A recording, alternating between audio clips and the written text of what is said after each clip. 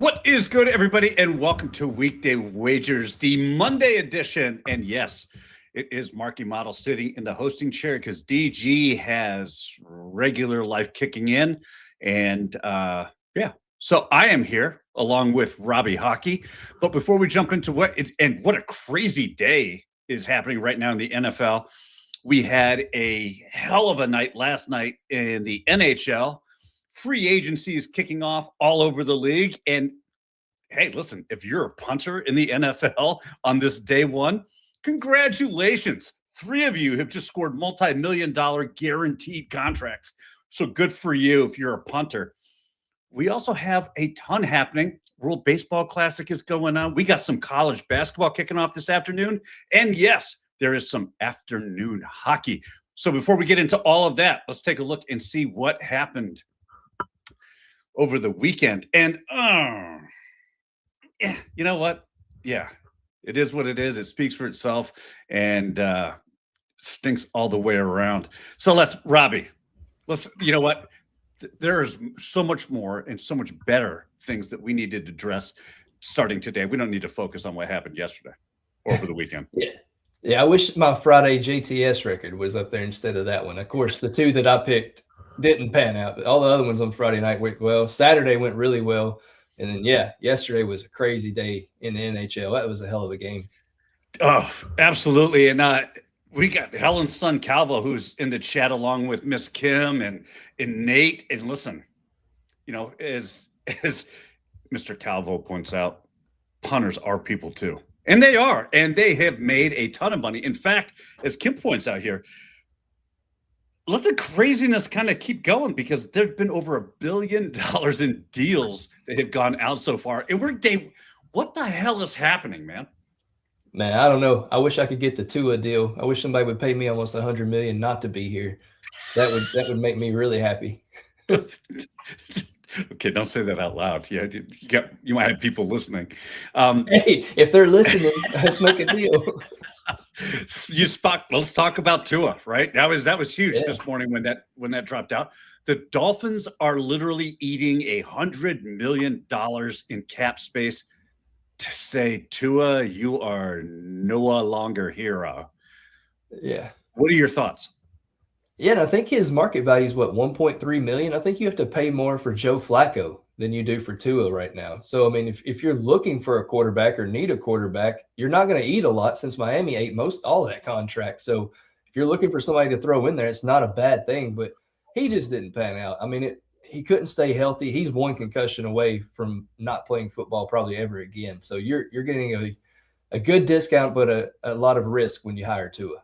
Right. And I'm trying to remember where I saw he was looking at going to. Was it the Falcons are looking at bringing him in again? And here's the caveat with this, right? They're making all these deals on a Monday. They can't formally and officially take place until Wednesday, which is the start of the brand new NFL season. So that's when all of these things will be finalized. So there's still a few days to haggle things out. And yes, there are agreements and everybody's kind of said, yeah, we'll sign it when the day comes. But some, weird things have happened. From a Dolphins standpoint, from a team, you have $100 million that could have been spent, to rebuild. And what does it say that you're willing just to eat it, to get him gone? That his time had came to an end, that they were over it. I know there was a lot of interviews where he didn't seem like he wanted to be there. You had interviews where wide receivers are like he was not good to be around, like at practice. There was a lot. I mean, you still got Waddle and you still got A-Chain. But when you take those guys out, who do you have left on that offense? Like, it's going to be a complete rebuild offensively. And we're not but 2 or 3 years away from an offense that looked like they couldn't be stopped. And then all of a sudden, Tua goes down, Tyreek goes down, gets in trouble. Waddle gets hurt every other game. A-Chain, other than this season, was also injury prone. So prior to this year, he was another guy that was injury prone. So they got a lot of work in Miami to get all that figured out. You got a new head coach as well. So, I mean, it's a true rebuild. And let's talk about another team that is they have been at the top for a long time, and I'm talking about the Kansas City Chiefs.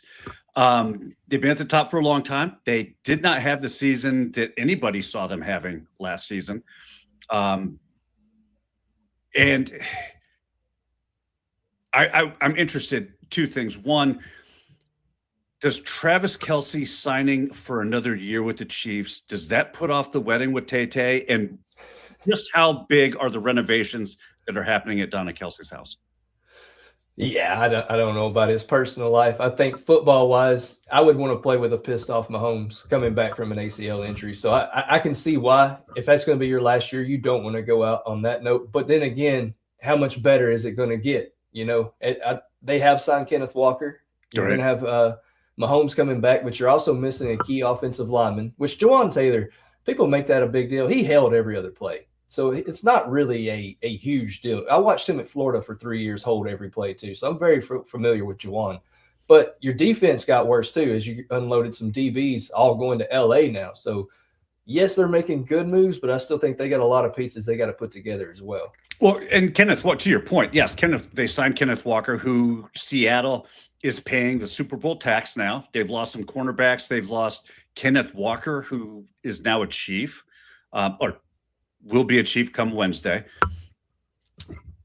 What does that do? Because I'm going to ask you about that, and I'm going to ask you about Bijan Robinson and the trade there. We had two huge running backs kind of leave their teams. Let's start with what happens in Seattle.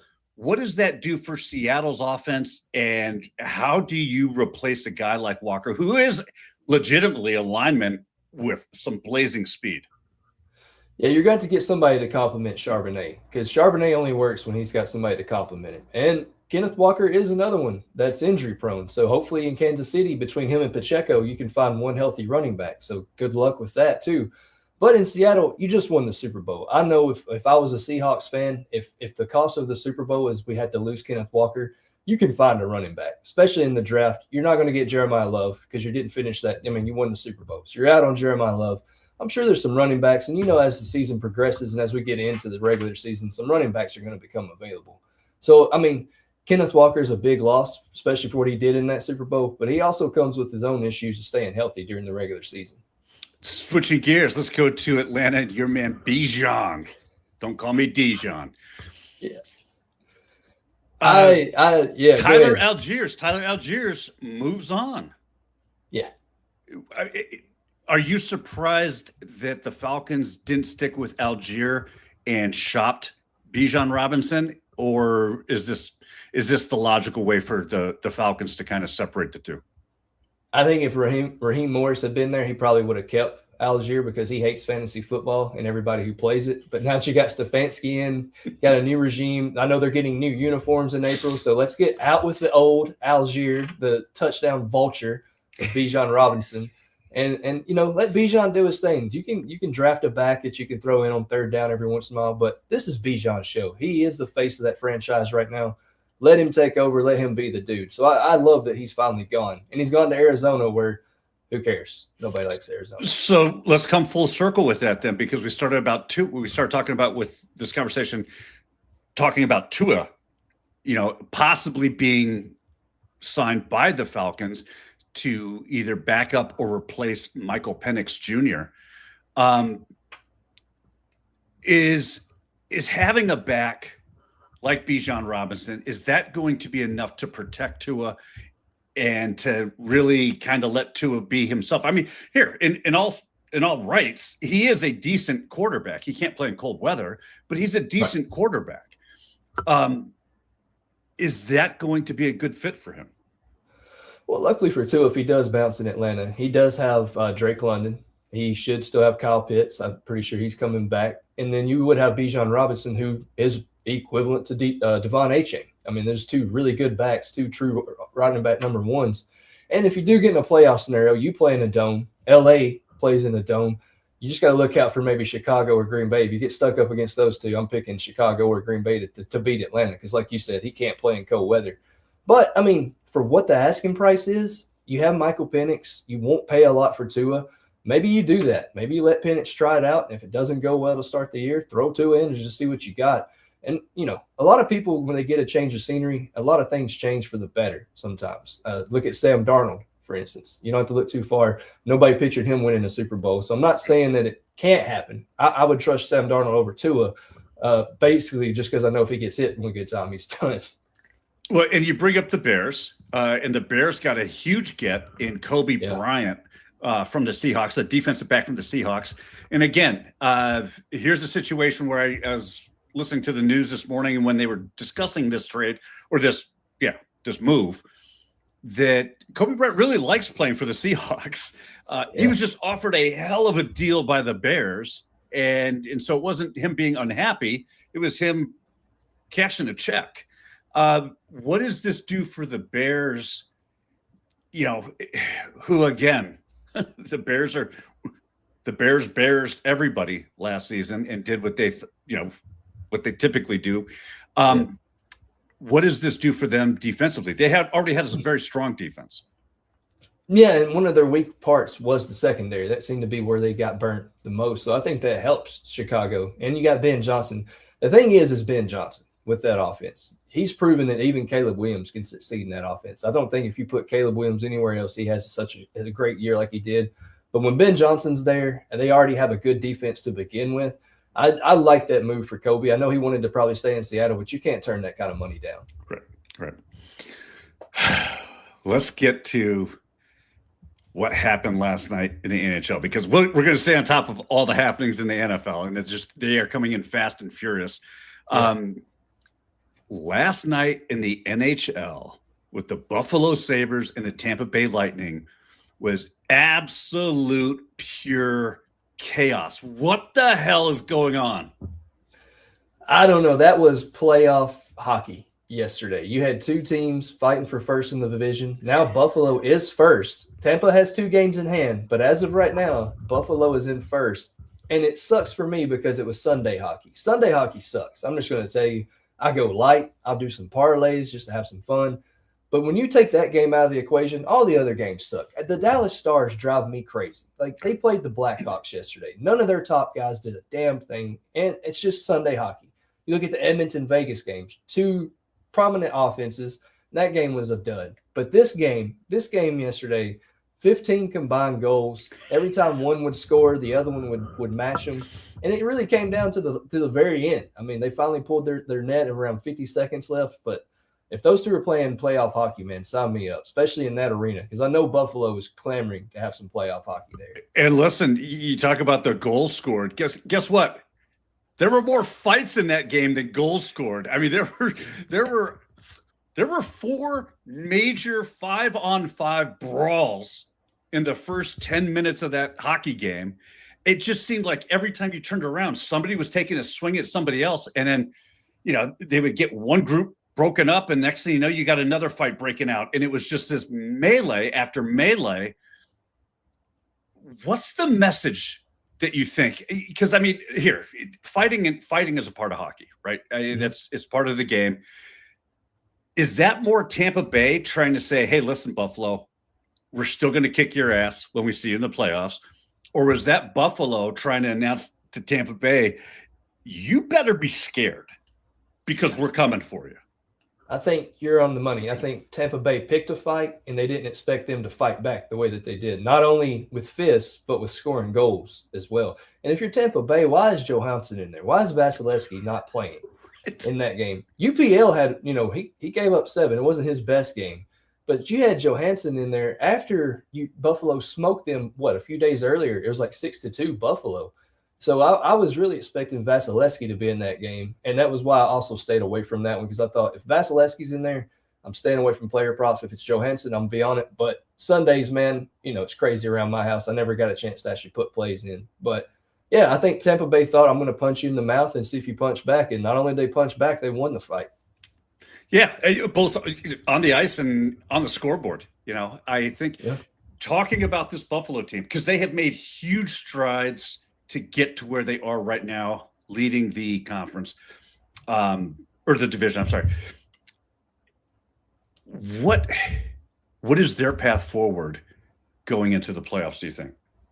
For Buffalo? Yeah.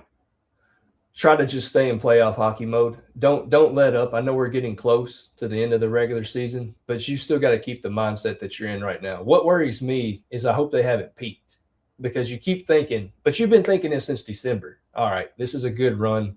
They're going to come back down to earth, and they just haven't yet. I do think UPL giving up 7 goals is something that you can look at and actually target now. But at the same time, Lyons or Leon, however you say his last name, he's been just as good as UPL for Buffalo. So you've got a good tandem. You just got to keep your foot on the pedal. That's all I can say. Don't let up. Don't have these games where you take nights off, because as soon as you start that, they combine into 2 or 3 more. And it's talking about taking nights off. It always seems this way, to your point, when it comes to Dallas, as Nate points out, that the Blackhawks always play Dallas hard, and you just got to stay away from player props when that game is on the schedule. And he's right. And my thought was, it was the Dallas-Colorado game. After Dallas let Colorado come back and win, I thought there might be some get up and go in that game against Chicago. You've got Arvid Soderblom in net. It's one of those, I know it's Sunday, but this is a chance to get back on track. And they won, but they won in overtime. They didn't look as good as I thought they would. But I thought that loss to Colorado might have actually amped them up a little more for that one. Gotcha. Well, listen, have you had a chance? Now let's shift gears one more time into what else is happening right now with the World Baseball Classic. And this USA team, good God. I mean, it's been insane. What, they put up 15 last night? I think so. They beat Great Britain 9-1 the night before. Just absolute dominance for Team USA right now. I have been watching them. I can't say I've kept up with every game like I did the hockey, but I have kept up with Team USA when they're playing. Okay. They are playing tonight. Paul Skeens is on the mound. They're taking on the team from Mexico, who, in their own right, have been holding their own. Any outlook on how this thing plays out tonight? USA by a few. But I'll text you and DG. I don't mind giving it out here because it's not like I had this information. I saw it on the internet. Aaron Judge is plus 270 to hit a home run at Bet365. He's around plus 170 to 190 everywhere else. So you've got a huge odds discrepancies on Aaron Judge to hit a home run tonight. Plus 270, Bet365. If you have that book, I'm playing it. Boom, boom. If you're watching, do not bet Aaron Judge to hit a home run tonight, please. Stay away. Boom, put your phone down. Just stay away. Yeah, cash out if you have already. Cash out. I'll pay you the difference if there's a difference. That's funny. And listen, since you're giving out a little WBC bonus play, I'll throw this out there. I don't know if you know this or not, but Paul Skeens, the entire last season, for the first 3 innings, had an ERA of 1.5. He was absolutely dominant. 34 games. Gave up in those 34 games a total of 15 first 3 inning runs. That's it. Yeah. I don't think this Mexican team has seen the likes of a Paul Skeens wherever they've been playing. And there's some major leaguers on the team. Don't get me wrong. They do have some major leaguers that are playing. Paul Skeens is going to Paul Skeens for the first 3 innings. And I am absolutely banking on the fact that the Mexican baseball team will not score in the first 3 innings. And that's at plus 105 over on DraftKings. So that's a little bonus play there. But you know what else is always really, really good? I don't care what you're cooking up. Hey, what's up, everybody? It's your boy Seabass, the only 5-star chef in the game. We all know sports betting is full of bad beats and tough calls, but when it comes to flavor, there's no second guessing. Bassett's Blends is the plus EV lock of every meal. We don't need a stinking model. Crafted with winning spices and bold taste, Bassett's Blends comes in 3 flavors, original, hot, and no salt, that's gonna turn chicken, steak, vegetables, any dish into a can't miss cover every night. With Bassett's Blends, there's no bad beats, no flavor fades, just guaranteed greatness. Check out the link right here where you can pick up your Bassett's Blends for a guaranteed lock every single night. All right. Let's talk a little Horizon League basketball. Why? Because nobody's talking about the Horizon League basketball championship taking place tonight against Northern Kentucky in Wright State, and I am taking the over 156.5 at minus 110. Listen, These two teams, when you look at this total at first glance, this number looks a little high until you realize that these two teams treat defense the way I treat my elliptical machine. I mean, technically it exists, but I ain't really using it. Wright State already beat Northern Kentucky twice this season, and those games were basically track meets. The Raiders averaged 90 points per game in those, and they still managed to give up 85 points. So if you're looking for lockdown defense in this game, you might want to just check a different channel because you're not going to see it here. Here's the part that most people aren't tracking. So feel free to drop this nugget in your group chats, and you're going to look like an absolute boss. The over has hit 11 straight meetings between these teams. 11. Look, when you have something that hits 11 consecutive times, at that point, it's not a trend. It's what Hank Williams Jr. called a family tradition. Then you add in what Northern Kentucky has been doing during this tournament. The Norse are averaging 90 points per game. They scored 81 or more in 4 straight, and they're giving up 76 or more in 3 straight. This is a championship game with the NCAA tournament bid on the line. These teams aren't slowing it down and grinding possessions. They're leaning into what got them here in the first place, and that is pace, offense, and a whole lot of shot attempts. Speaking of horizon, we have a hockey game on the horizon at 3 o'clock my time, which, as DG says, is God's time. We're going to take Adam Fantilli and Kirill Marchenko 1+ point parlay at +100. Just hold on, Joe. I know you can't play this. I've got something for you too. But this is the line I've been backing, especially since the All-Star break has ended. Fantilli has a goal in every game but one since the Olympics have ended, and almost every goal has been assisted by Kirill Marchenko. Both of these guys play well against LA. LA is coming into this game traveling. They also have fired their coach 3 games ago, and they're having to play in Columbus at 4 o'clock. I love this spot for Columbus overall.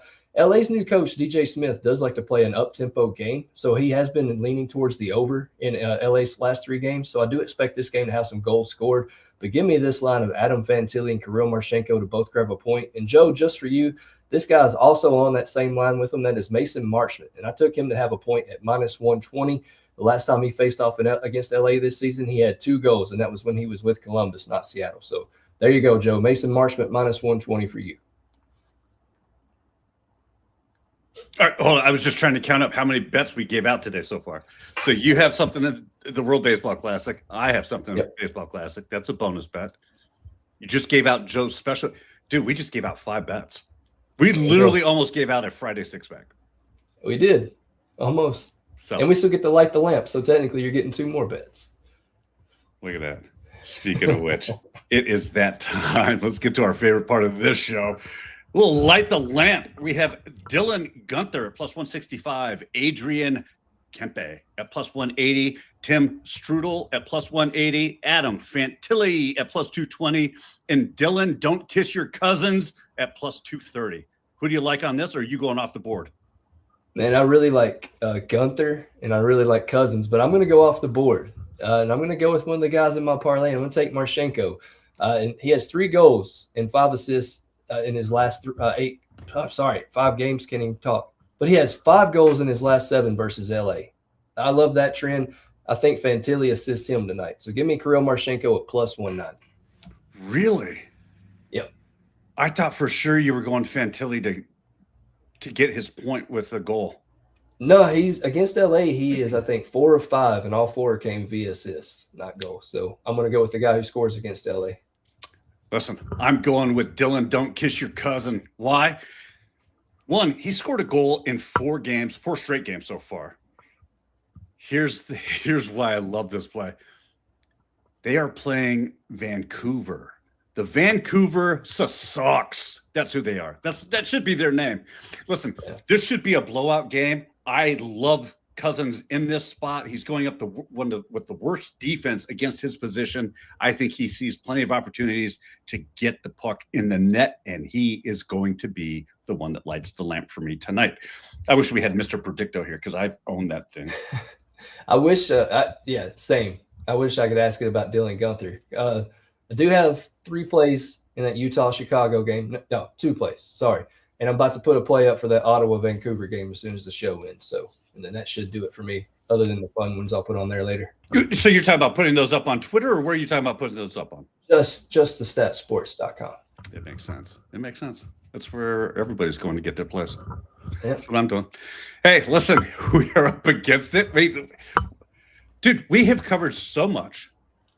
And I had you know what? And I was looking for it. I think we got to end this show early simply because Joe hasn't put in the comments of what I look like today with my outfit. So I don't even know what to do at this point. What are you watching tonight, sports-wise? Man, tonight I will definitely be watching some hockey. The boys, it's WrestleMania season, so the boys are in wrestling mode. So we're going to have Monday Night Raw on one TV and some hockey on the other. I like it. I will be tuning in. I'm kind of excited about this World Baseball Classic. I want to see what Paul Skeens is able to do, especially since I'm banking on him to keep everybody off the scoreboard for Mexico in the first 3 innings.